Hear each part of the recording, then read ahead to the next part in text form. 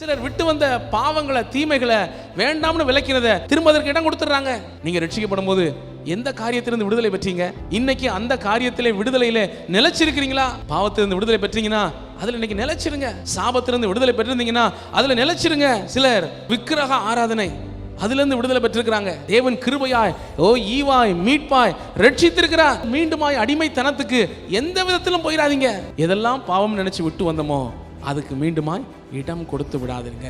ஆரம்ப காலத்துல எதெல்லாம் தப்பு, எதெல்லாம் பாவம், எதெல்லாம் தீமை, இதெல்லாம் ஆகாதது அப்படின்னு நினைச்சு தூக்கி எறிஞ்சாங்களோ கொஞ்ச நாள் கழிச்சு அதையே மீண்டும் வேற வார்த்தையை சொல்லி செய்ய ஆரம்பிச்சுக்கிறாங்க. இது சாத்தானுடைய ஒரு தந்திரம், இது சாத்தானுடைய ஒரு வஞ்சகமான திட்டம். எதெல்லாம் தீமை நினைச்சோமோ அன்னைக்கு விட்டது போல இன்னைக்கும் அதிலே நிலைச்சு நிற்போம். இப்படி ஒவ்வொருவரும் ஏதோ ஒரு காரியத்திலே, தீமையிலே, பாவத்திலிருந்து விலகி இருக்கிறோம், விடுதலை பெற்றுக்கிறோம்னா மீண்டுமாய் அந்த அடிமைத்தனத்துக்குள்ள சிக்கிக் கொள்ளாதிருங்க.